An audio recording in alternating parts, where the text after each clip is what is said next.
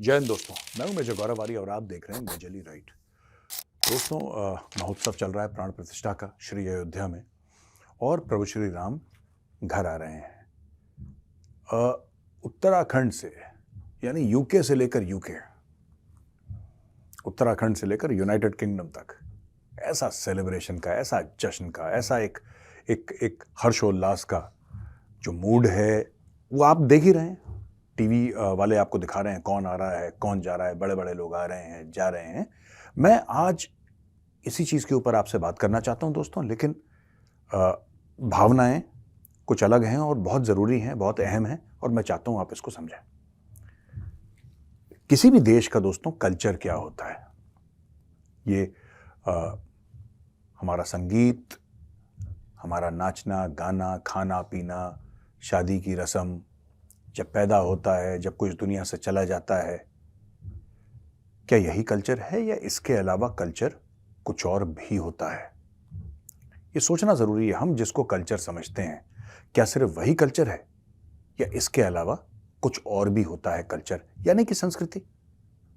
यही संस्कृति है या इससे कहीं आगे? और जहां पे बात हम अपनी संस्कृति की करते हैं दोस्तों, तो फिर पहचान की भी बात सामने आती है। हम हैं कौन, हम कहां से आए हैं, हमें कहां जाना है, हमारे पूर्वज कौन थे। ये जो एक आइडेंटिटी क्राइसिस रहा है भारत में, और ये आइडेंटिटी क्राइसिस डाला गया है। पहले बोला कि आर्य आए थे और यहाँ पे सेटल डाउन हो गए थे और द्रविड़ों को भगा दिया था। ये सारी की सारी कहानियां हमें पढ़ाई गई हैं स्कूलों में। बाद में पता लगा कि ये सब फ्रॉड है, ऐसा कुछ हुआ नहीं। द्रविड़ भी यहीं के थे, सब लोग यहीं के थे, हम भी यहीं के थे, तो कोई फर्क नहीं है, सब भाई हैं। लेकिन कुछ हिस्टोरियंस ने जानबूझ के ये बातें बार बार बताई कि आपके मेरे दिलों में फर्क पैदा हो जाए, और उनके राज करने के लिए फर्क बहुत जरूरी था। ये दरार जो थी ना आपके मेरे बीच में, ये दरार बहुत जरूरी थी, क्योंकि दरार से ही सत्ता बनती है। बिना दरार के कोई बाहर का आक्रांता आके सत्ता नहीं कर सकता आपके ऊपर। कितने थे मुगल जब बाबर आया था, कितने थे? और यहां के जो रहने वाले लोग थे वो कितने थे? सोचिए, जरा दिमाग लगाइए, सोचिए कितने होंगे। मैं आपको नहीं बताऊंगा। उसी प्रकार से मैं आपसे पूछना चाहता हूं कि जब अंग्रेज थे यहां पे, तो भारतीय कितने थे? कितने? ज्यादा से ज्यादा पीक में अंग्रेज, मैक्सिमम लगा लीजिए, अंग्रेज कितने थे भारत में? लोग कहते हैं कि 1 लाख के अंडर या लाख भर अंग्रेज।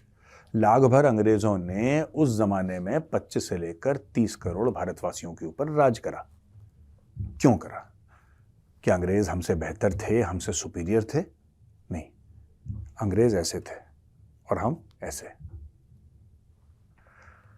ये मैं बातें आपको क्यों बता रहा हूं दोस्तों, और इन बातों का औचित्य क्या है, क्यों जरूरी हैं ये बातें, क्यों आवश्यक हैं?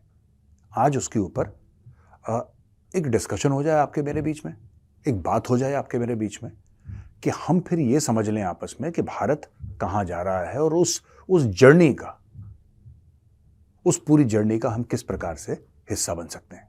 जो ये प्रभु श्री राम के मंदिर में जो प्राण प्रतिष्ठा आज हुई है दोस्तों,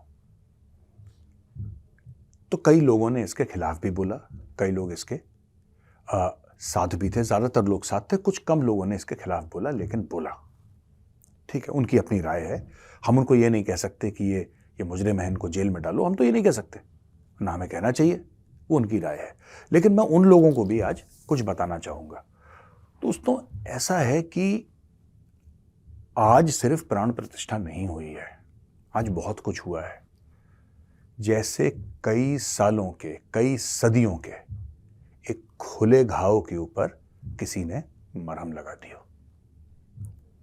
तुम चमड़े की चप्पल नहीं पहनोगे, तुम छाता नहीं उठाओगे, बाप अपने बेटे को क्या कहता होगा? और उन्होंने करा क्यों? ये किया क्यों ये सब? क्या मन में ये बात थी कि हमारे सामने ऐसा कैसे हो सकता है और हम नहीं सर पे पगड़ी पहनेंगे जब तक रामलला वापस नहीं आते? कुछ मन में भावनाएं रही होंगी, लेकिन बाप ने बेटे को बोला, बेटे ने अपने बेटे को बोला, बेटे ने फिर अपने बेटे को बोला, और ये सदियों से रीत चली आई है। अब जाके उन्होंने सर पे साफा पहना है। तो जिन लोगों का ये कहना है कि यार ये तो ऐसे ही हो जाता है, कोई बात नहीं, ये तो किसी खास पॉलिटिकल पार्टी ने मंदिर बनवा दिया, बात नहीं है पॉलिटिकल पार्टी की, बात कांग्रेस बीजेपी, बात और किसी पार्टी की है ही नहीं। प्रभु श्री राम इसके बहुत बड़े हैं, इन सब चीजों से he is above all this, और ये बात हमें समझनी पड़ेगी। और आज मैं आपसे ये भी पूछना चाहता हूं कि प्रभु श्री राम की पूजा होती क्यों है आखिर? लोग कहते हैं साहब बहुत बड़े राजा थे, और लोग कहते हैं साहब विष्णु के अवतार थे, ये दुनिया भर की लोग अपनी बातें करते हैं। विष्णु जी के तो कई अवतार थे, कितनों के मंदिर आपने देखे? सोचिए, कभी आपने सोचा है दिल से? जहां तक बड़े राजा होने की बात है, तो क्या अशोक, जिनको अशोक महान भी कहा जाता है, क्या वो बड़े राजा नहीं थे? क्या उनका राजपाट श्री अयोध्या से बड़ा नहीं था? क्या चंद्रगुप्त मौर्य कोई छोटे राजा थे? वो बहुत महान राजा थे। समुद्रगुप्त, विक्रमादित्य, चोल साम्राज्य, ये क्या छोटे राजा थे? नहीं, ये बहुत बड़े राजा थे, लेकिन इनकी पूजा नहीं होती है। पूजा सिर्फ प्रभु श्री राम की होती है, क्योंकि वो मर्यादा पुरुषोत्तम थे, उन्होंने रास्ता दिखाया। दोस्तों, ये जो रास्ता दिखाने वाली बात है, राह दिखाने वाली बात है, हम सब लोग जीवन में कभी कभी खो जाते हैं, और हम में से कुछ हैं जो अक्सर खोए रहते हैं, मुझ जैसे लोग खासतौर से। आप समझ लीजिए कि एक नाव है, नाव अंधेरे समुद्र में जा रही है, तूफान चल रहा है, खूब तूफान चल रहा है, और जो नाव चला रहा है उस केवट को यह लग रहा है कि नाव अब डूबी तो तब डूबी, और जितने भी सवारी है उस नाव में वो अब मरी तो तब मरी। बिजली कड़क रही है, नाव बिल्कुल लहरों में ऐसे ऐसे घूम रही है कि अब डूबे तब डूबे। केवट को खुद नहीं पता है कि नाव उसकी है कहां, उसको जाना कहां है, क्योंकि तूफान ऐसा है। और अचानक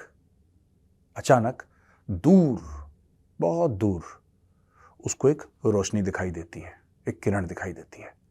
अंग्रेजी में इसको लाइट हाउस कहते हैं। दूर से उसको एक लाइट हाउस दिखाई देता है। वो किरण होती है उम्मीद की, उससे वो शक्ति लेता है और कहता है कि नहीं, मैं दोबारा लड़ूंगा। वो उम्मीद की जो किरण है वो प्रभु श्री राम है। ये कहां भारत जा रहा था? हमें बताया गया कि हमारे राष्ट्रपिता ये हैं, हमें बताया गया कि उन्होंने चरखा चलाया, फिर हमें आज़ादी मिल गई। और पता नहीं चरखा देख के अंग्रेज़ों को अचानक हुआ क्या कि चरखा देख के अंग्रेज डर गए या भाग गए, या कुछ ऐसा हो गया अंग्रेज़ों के साथ। और ये सब चीज़ें हमें बताई गई। हमें यह भी बताया गया कि अहिंसा को गले लगाना है, अगर कोई तुम्हें थप्पड़ मारे तो तुम अपना दूसरा गाल आगे करो। यही पढ़ पढ़ के मैं भी बड़ा हुआ। दोस्तों, जब हम बात करते हैं करुणा की, तो क्या प्रभु श्री राम से ज्यादा किसी में करुणा थी? जब बात करते हैं अपनाने की, एक किस्सा बड़ा अच्छा है कि प्रभु श्री राम भ्राता लक्ष्मण और मां सीता के साथ वन में जा रहे थे, तो प्रभु श्री राम के पैरों से खून निकल रहा था। जब उनके पैरों से खून निकल रहा था तो लक्ष्मण ने बोला कि भैया, आपके पैरों से खून निकल रहा है, आपको शायद कांटे चुभ रहे हैं, तो आप इन कांटों को निकाल लीजिए। तो प्रभु श्री राम ने यह बोला कि भैया लक्ष्मण, मेरी शरण में जो आता है मैं उसका हाथ कभी नहीं छोड़ता, फिर चाहे मुझे कितना भी कष्ट हो। ये कहानियां हैं दोस्तों समझाने के लिए। आप समझिए किस किस फॉर्म में ये स्टोरी टेलिंग है, या एक किस्सा है, एक वाकया है उनके जीवन का, जिसको बताया गया है कि उनके जीवन का ये वाकया है, और आप इससे ये सीखिए। हम बात करते हैं शत्रु के विनाश की, या हम बात करते हैं कर्तव्यपरायणता की, या हम बात करते हैं शौर्य की, हम बात करते हैं निष्ठा की। तो प्रभु श्री राम, ये जितने भी गुण हैं, इनकी पराकाष्ठा है। और ये हमारे लिए समझना जरूरी है कि इतने सालों के बाद, आफ्टर सेंचुरीज, भारत को प्रभु श्री राम में दोबारा एक बार फिर अपना लाइट हाउस, अपनी वो रोशनी की किरण, क्योंकि हमें हमारे बाप दादाओं ने सिर्फ मंदिर टूटने की कहानियां बताई थी। हमारे बाप दादा ने सिर्फ ये बताया था कि अयोध्या का मंदिर टूट गया है, काशी का मंदिर टूट गया है, मथुरा का मंदिर टूट गया है, सोमनाथ टूट गया है। हमने यही सुना, और ऐसी हजारों कहानियां, ऐसी हजारों कहानियां। ये सुन सुनकर हम बड़े हुए कि एक गजनवी आया था, उसने मंदिर तोड़ा। मैं प्रभु श्री राम के बारे में बात तो अभी थोड़ी सी और करूंगा, लेकिन मैं आपको 2 उदाहरण देना चाहता हूं जो हमारे देश के महानायक हैं। पहली बात मैं करूंगा छत्रपति शिवाजी महाराज की, और दूसरी बात मैं करूंगा गुरु गोविंद सिंह जी महाराज की। छत्रपति शिवाजी ने जन्म क्यों लिया? छत्रपति शिवाजी ने ऐसा क्या किया? महाराष्ट्र में मैंने देखा है कि छत्रपति शिवाजी की, और गोवा के कुछ इलाकों में मैंने देखा है खुद अपनी आंखों से कि उनकी ऐसे पूजा होती है जैसे भगवान की पूजा होती है। क्या महाराष्ट्र में और कोई राजा नहीं रहे? छत्रपति शिवाजी महाराज के अलावा कोई महाराष्ट्र में कोई राजा नहीं था, या हिंदुओं में कोई राजा नहीं था? फिर छत्रपति शिवाजी महाराज की पूजा क्यों होती है? कारण क्या है इसका? ना औरंगजेब जुल्म की इंतहा करता, ना छत्रपति शिवाजी को जन्म लेना पड़ता। ये भगवान वरदान देता है किसी किसी को कि महाराष्ट्र के एक गांव में पैदा होने वाला बच्चा, प्रभु श्री राम ने उसके सर पे हाथ रखा और बोला कि बेटा जा, तेरे हाथ से हिंदुओं को उद्धार होगा। और यही करा उन्होंने, क्योंकि जब जुल्म बहुत ज्यादा बढ़ गया, जब पाप बहुत ज्यादा बढ़ गया, तो किसी ना किसी को तो जवाब देना था। तो भगवान भेजते हैं। गुरु गोविंद सिंह जी महाराज, उन्होंने जफरनामा लिखी, और मैं अक्सर लोगों को कहता हूं कि जिसको फॉरेन पॉलिसी समझ नहीं हो, जिसको डिप्लोमेसी समझ नहीं हो, वो जफरनामा जरूर पढ़ें। ना इतना जुल्म करता औरंगजेब, ना इतना जुल्म करता मुगल साम्राज्य, ना गुरु गोविंद सिंह जी महाराज को तलवार उठाने की जरूरत पड़ती है। आपने पूरी कौम को धक्का दे दिया, आपने पूरी कौम को दीवार से लगा दिया। तो चुनते हैं फिर भगवान, भेजते हैं किसी ना किसी को भेजते हैं हिसाब बराबर करने के लिए, क्योंकि दोस्तों बैलेंस बना रहना चाहिए। ये 2 भारत के महानायकों की मैंने आपको बहुत छोटी सी बात बताई कि इनको जन्म क्यों लेना पड़ा। मित्रों, लोग कहते हैं कि मोदी जी ने, योगी जी ने इसके बारे में, राम मंदिर के लिए बहुत प्रयास किया, लड़ाई करी इसके लिए। लोग अलग बातें करते हैं और बोलते हैं कि इन्होंने इसको राजनीतिक रंग दिया। हिंदू धर्म के लिए जब महाराणा प्रताप ने तलवार उठाई थी, तो वो तो किसी राजनीतिक पार्टी के मेंबर नहीं थे, उनका तो कोई भाजपा या आरएसएस से कोई लेना देना नहीं था। छत्रपति शिवाजी महाराज, गुरु गोविंद सिंह जी महाराज, ये सदियों में नायक आते हैं जो दुनिया का बैलेंस बिठाते हैं।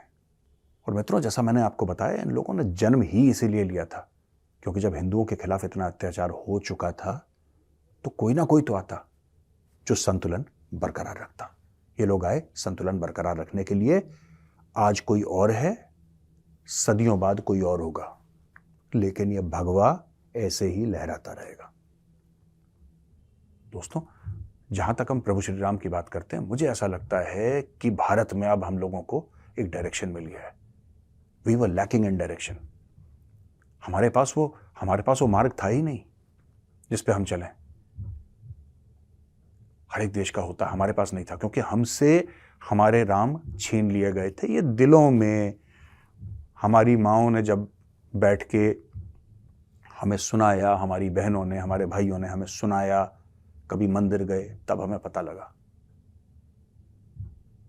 भव्य राम मंदिर बन रहा है और दुनिया भर से श्रद्धालु आएंगे दोस्तों यहां पे, और यहां से खास ऊर्जा पाके वापस जाएंगे। The Ram temple in Sri Ayodhya will now be the center of Hinduism around which Hindus will ceaselessly revolve. जैसे आप परिक्रमा करते हैं ना, परिक्रमा, 1 अरब से ज़्यादा हिंदू। मैं जब परिक्रमा शब्द का इस्तेमाल कर रहा हूं, मेरा मतलब कोई फिजिकल परिक्रमा नहीं है, मेरा मतलब स्पिरिचुअल परिक्रमा है। वो होगा इसलिए एक कौम को जिसको एक बहुत गहरा जख्म दिया था, उसके ऊपर आज मरहम लगा है। तो मित्रों, आपको और आपके परिवार को प्राण प्रतिष्ठा की बहुत बहुत शुभकामनाएं। और हाँ, आज दीपावली भी है, दीपावली की भी बहुत बहुत शुभकामनाएं। जय श्री राम।